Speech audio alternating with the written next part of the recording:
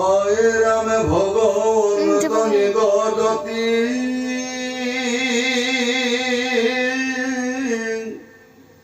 শুনা মাৱ দেৱহূতি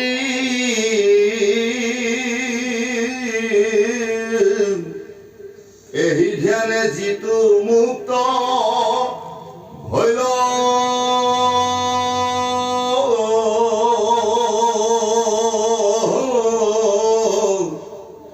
দেহা কোনে দেখে আৰু কিবা আখে কিবা নাই কিবা এখনতে বহি ৰহিল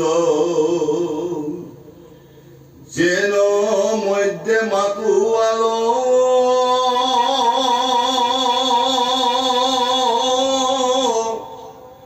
কতিৰ হস্তকু সিটো আছে নাই একো নজানয়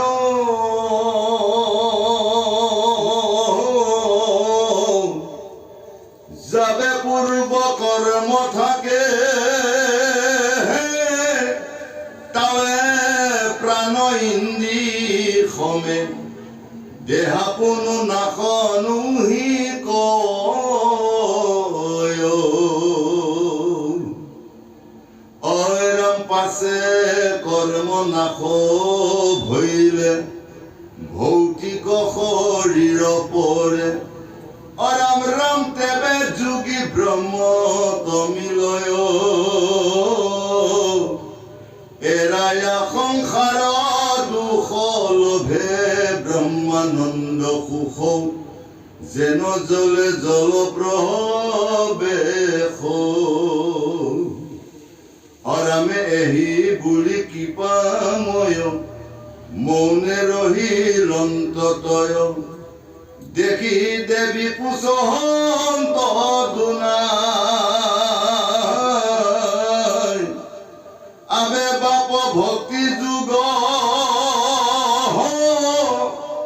বিস্তারি কহিও মুক যেন মতে বুঝু অভিপ্রায় সাধু গুৰু বৈষ্ণৱ ভকত আজি ৬০,০০০ তপ কৰাৰ ফলত প্ৰভু ভগৱন্ত কপিল প্ৰভুক দেৱহূতিয়ে নিজ গৰ্ভত পাইছিল। তেওঁলোকে এটি সুসন্তান পাবৰ কাৰণে কদম্ব ঋষি আৰু দেৱহূতি আইগৰাকীয়ে ৬০,০০০ বছৰ তপস্যা কৰিছিলে। তপস্যা কৰি ধূপ দীপ জ্বলাই সময়মতে তেওঁলোকে সংযোগ কৰাৰ কাৰণে কপিল প্ৰভু ভগৱন্তৰ অংশ হিচাপে তেওঁলোকে পুত্ৰ হিচাপে পাইছিলে। আজি পুত্ৰ যেতিয়া নিজৰ গৰ্ভজাত হৈ গ'ল, মাকে সুধিছে, হেৰা বোপা, তুমি মোক এই সংসাৰখনত এই আসক্ত সংসাৰৰ পৰা মই কেনেকৈ মুক্তি পাব পাৰোঁ, তাৰ বাবে তুমি মোক বুজাই কোৱা।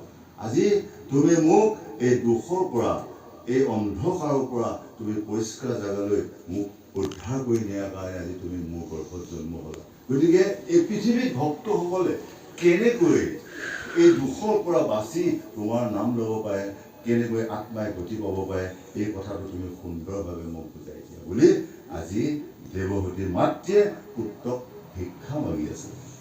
যেনেকৈ ইয়াতে কৈছে যে যেন মধ্যে মাতুৱাল প্ৰতিৰ বস্তুকো সিটো আছে নাই একো নজানো। এজন মদ্যপী মানুহে যেতিয়া মদ খায়, যেতিয়া বহুত নিচা লাগি যায়, তেওঁ গাত কাপোৰ কানি আছে নে নাই ক'ব নোৱাৰে, হয়। গতিকে আমাক কৈছে যে যেন মধ্যে মাতুৱাল, এই হ'ল বিষয়, অৰণ্য, এইবিলাক আমাক ত্যাগ কৰা কথা কৈছে। গতিকে আমি এইবিলাক বস্তু যদি ত্যাগ কৰি সাধু সংগৰ মাজেৰে যদি বহু ভগৱন্ত উপাসনা কৰিব পাৰোঁ, তেতিয়াহ'লে আমি মানৱ জন্ম লোৱা কামত আহিব আৰু আমি আত্মাক গতি দিব পাৰিম। যদি আমি তাকে নকৰোঁ, সদায় বিষয় বন্ধনত আসক্ত হৈ থাকোঁ, তেতিয়াহ'লে বছৰে বছৰে জন্ম পাই কেতিয়াবা এবছৰ, কেতিয়াবা ছমাহ, কেতিয়াবা দুবছৰ, কেতিয়া গৰ্ভতে মৃত্যু হৈ যান্ত্ৰণা ভুগিব লাগিব বুলি আজি কপিল প্ৰভুৱে মাতৃ দেৱহূতিক বুজায়।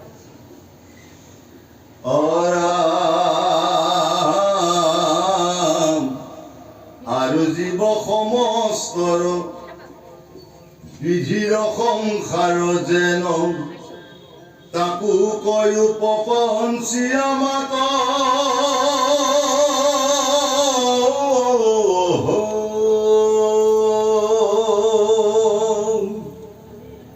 যাহাক জানিলে লোক সমস্ত পাপত হন্তে বিৰকতি হৈবে খাত অৰামে জাত হন্তে হুয়া ভয় লোকে পুণ্য আচৰয় হেন কাল ঈশ্বৰৰ গতি কহিউক বিভাগীয়া যদি বাপ আছে দয়া শুনি মই থাকো সম্প্ৰতি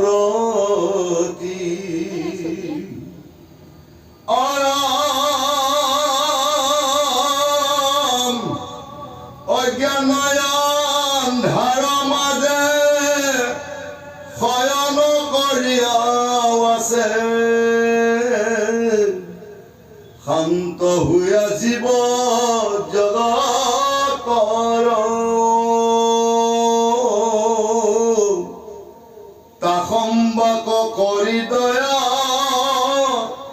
উদয় ভৈলা তুমি অযুগ পন্থ প্ৰকাশ ভাস্কৰ অৰাম এতেকে জানিলো মই ইবাৰ সমস্তে লোক উদ্ধাৰক ৰিয়া কৃপাময়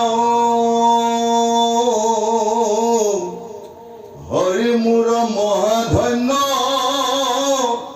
আছে অসংখ্যাত পুণ্য অহেন প্ৰভু ভৈলা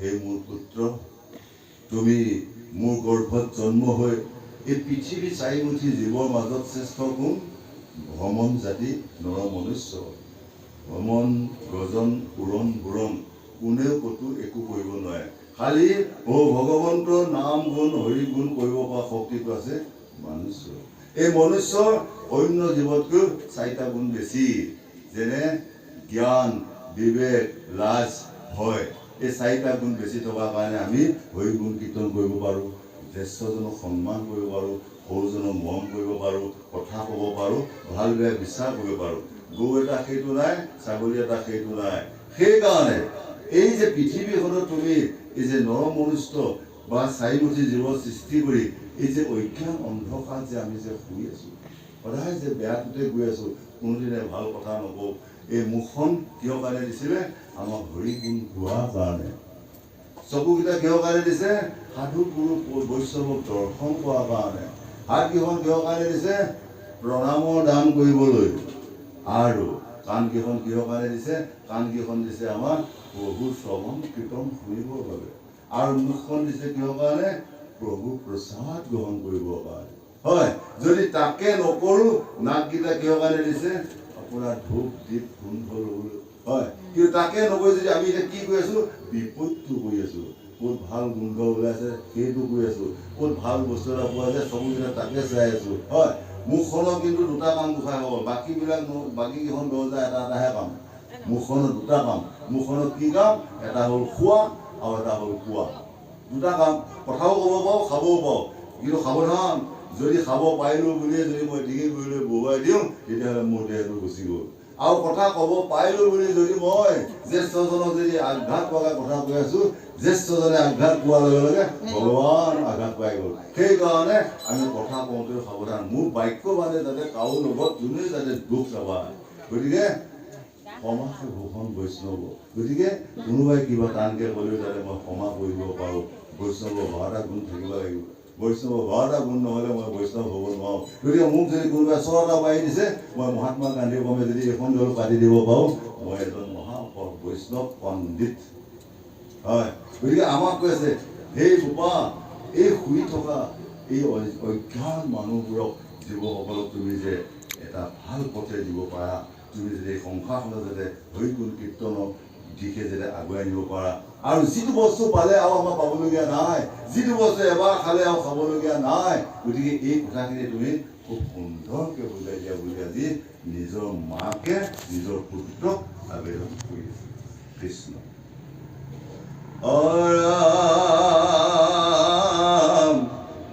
মধ্যে বুলন্ত এহি মাতৃৰ সুন্দৰ বাণী শুনি প্ৰভু কপিল ঈশ্বৰ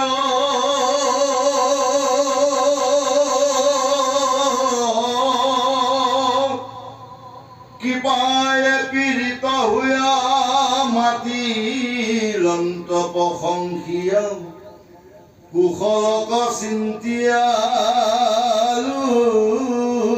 কৰ ৰাম ভগৱন্ত নিগদতি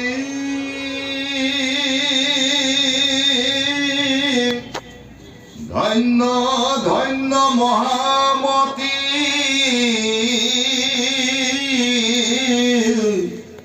মনুৰা নন্দিনী মোৰ মাও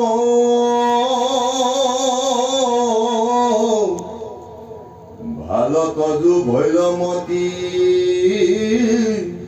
সংসাৰত লীলাৱতী দুষ্ট ভৈলো দেখি তজু ভাব। আজি তেখেতৰ পুত্ৰই মাকক কৈছে, হে মা মনু নন্দিনী, আজি তোমাৰ গৰ্ভত মই জন্ম ললো, আৰু তুমি যে এই ভৱসাগৰত যে ভক্তি কেনেদৰে কৰিলে মানুহ গতি পায়, ভক্তি নকৰিলে কেনেকৈ অধোগতি যায়, এই বিষয়ে যে তুমি বুজিবলৈ মোক বঢ়িয়াকৈ সুধিছা, তাৰ বাবে তোমাৰ ওচৰত মই ধন্যবাদ। কাৰণ তোমাৰ পুত্ৰ মই, তোমাক এইখিনি জ্ঞান দিবৰ বাবেই মই তোমাৰ গৰ্ভত জন্ম লৈছোঁ। আজি আমাৰ একোটা সন্তানে, আজি আমি কিমান কষ্ট কৰি সকলোৱে একোটা সন্তান কৰিলোঁ, কিন্তু সময় সুবিধা মতে আমি জন্ম দিব নোৱাৰা কাৰণে আজি গিয়ে গিয়ে অসুৰ হৈ চাণ্ডাল হৈ আছে। আৰু যিসকলে সময়মতে প্ৰয়োগ কৰিছিলে, প্ৰভু ভগৱন্তৰ ওচৰত নিবেদন কৰি টাইম বাৰ সময় চাই কৰি যিসকলে সংযোগ কৰিছিলে, তেওঁসকলৰ ল'ৰা এতিয়া প্ৰহ্লাদৰ নিচিনা হৈ আছে। তেওঁলোকে 21 পুৰুষ উদ্ধাৰ কৰিব পাৰে, কিন্তু আমাৰ সকলে 21 পুৰুষ ধ্বংস হোৱাৰ পথত আছে। গতিকে সেইকাৰণে আমাৰ নিজৰ কৰ্ম কৰিলে আমি যাওঁ অধোগতি। আমি সেই সময়ত বুজি নাপালো, বুজি নললো, শিয়াল কুকুৰ কৰ্ম কৰাৰ কাৰণে আজি আমাৰ সতি সন্তানবিলাকত শিয়াল কুকুৰ গাহৰি চাণ্ডালৰ দৰে ৰূপ হৈ আছে। সেইকাৰণে এবাৰ আমি চিন্তা কৰি যদি কৰ্মবিলাক কৰিলো হয়, তেতিয়াহ'লে আজি আমাৰ এই দুৰ্দশা নহয়। আজিকালি চাওক, কত পুত্ৰ পুত্ৰী আছে, তেওঁলোকে শহু শাহুক ভাল নাপায়, তেওঁলোকে নিজৰ শহু শাহুক বৃদ্ধাশ্ৰমত থোৱাৰ ব্যৱস্থা কৰে, কিন্তু তেওঁলোকৰ মাক বাপেকক স্বৰ্গৰ দেৱতা কম পুজি আছে। তেওঁলোকৰ মাক বাপেকৰ কি অভাৱ অভিযোগ সেই ছোৱালী জোৱাই পালন কৰি আছে, কিন্তু নিজৰ বাপেকি মাইকী আৰু কি কৰি আছে, দিনটোত ভাত খালেও নুশুধে, ৰাতি ভাত খাবও সময় নাই, চাহ দুবাৰ দিয়াও সময় নাই, এনেকুৱা পৰিস্থিতি। কিহৰ কাৰণে? সেইটোৱে। গতিকে আমাৰ কৰ্ম দোষ। আমি এতিয়া ভাবিব লাগিব যে সিটো জন্মত মোৰ যি জন্ম আছিলে, সেই জন্মত মই বেয়া কৰ্ম কৰিছিলোঁ, সেই বেয়া কৰ্মৰ কাৰণে আজি মোক ল'ৰা ছোৱালী বোৱাৰী যে সন্মান নকৰে, সময়মতে নোখোৱায়। সেইকাৰণে সেই সাধুগুৰু বৈষ্ণৱসকল কৌটি কৌটি জন্ম পুণ্যৰ ফলত আমি এইবাৰ মনুষ্য জন্ম পাইছোঁ। আপোনালোকে সকলোৱে জানে, আমি কোৱা কোনো বস্তু নাই।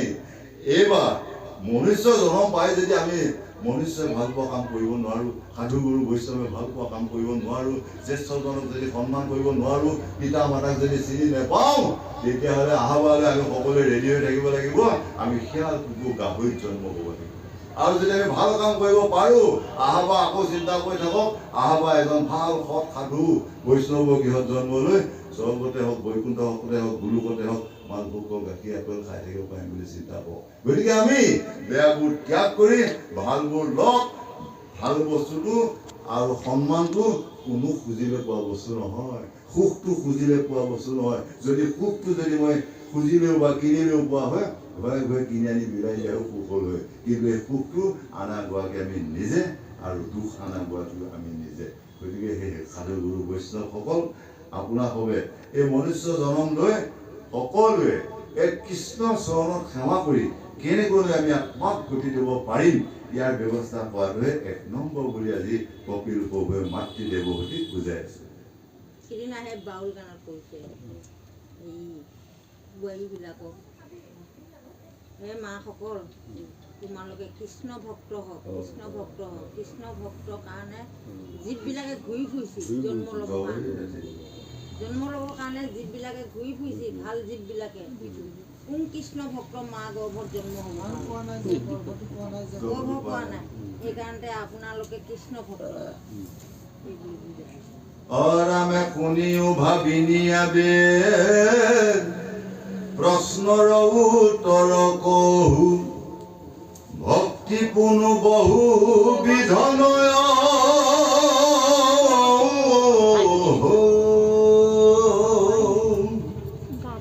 কিন্তু পুৰুষৰ ফল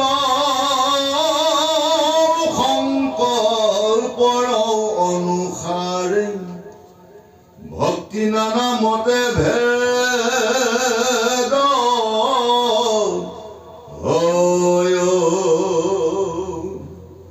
অৰাম পৰ কমাৰিবে প্ৰতি মনত সংকল্প কৰে, দম্ভ বা মৎসৰ অতিশয় এই মতে ভক্তি মুত কৰিলে তামস হয়, ক্ৰোধ ভেদ তিনিতে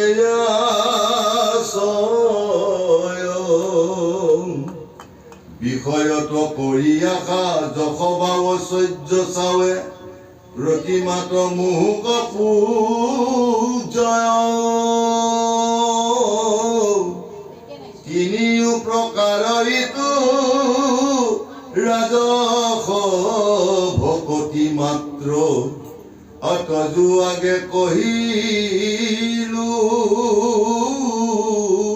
নিশ্চয়। আজি প্ৰভুৱে কপিল প্ৰভুৱে মাকক কৈ আছে, হে মা, 80 বিধ ভক্তি আছে। 80 বিধ ভক্তিয়ে 3 গুণ মানে ৰজু বুলি ভক্তি, কেৱল এবিধহে নিৰ্গুণ ভক্তি, হিংসা আৰু অহংকাৰ কোৱা ভক্তি। আমি ভক্তি কৰিবলৈ গৈ পেলাই যদি হিংসা আৰু অহংকাৰ কৰি আছো, ইয়াক কৈ আছে তামসিক ভক্তি। আৰু মই যদি অসহ্য ধন সম্পত্তি লাগে বুলি কৈ আছো, তাক কৈ আছে ৰাজসিক ভক্তি। আৰু যিজনে ঈশ্বৰ উপাসনা প্ৰভু চৰণৰ বাবে ভক্তি কৰি আছে, সেইটো হ'ল শতগুণী ভক্তি। আৰু তাৰ মাজত এটা আছে নিৰ্গুণ ভক্তি। সেইজনক কি কয়? সেইজনক একোৱেই নালাগে, তেওঁ খালি ঈশ্বৰৰ ওচৰত অৰ্পণ গোটেই দেহ সমৰ্পণ কৰি তেওঁ নাম জপ কৰি আছে, সেইটোৱে হ'ল নিৰ্গুণ ভক্তি। গতিকে আমি আজি এই অনুষ্ঠানটো কৰি যদি মোক কিছুমান ধন সম্পত্তি লাগে বুলি যদি অনুষ্ঠানটো কৰা হয়, ই হ'ল তামসিক ভক্তি। এই ভক্তি আমাক কাম নকৰিব। আৰু মই যদি বহুত মোৰ ধন টকা পইচা আছে, এইটো বিভাগত যদি মই গৈ আছো, এই ৰাজসিক ভক্তি, সেই ভক্তি আপোনাক মুক্তি দিব নোৱাৰে। মই গুৰু সাধু বৈষ্ণৱক আনি মই চৰণ সেৱা এটা লওঁ বুলি যিজনে মুক্ত পন্থে সাধু গুৰু বৈষ্ণৱক আনি এই অনুষ্ঠান ভাগ কৰিছে, তেওঁহে তাৰ পৰা কিবা এটা কৃতিত ফল পাব। হয়, সেইকাৰণে আশা ভৰসা লৈ যিকোনো অনুষ্ঠান কৰা পৰা বিৰত থকা কথাই আমাক বুজাই কৃষ্ণ।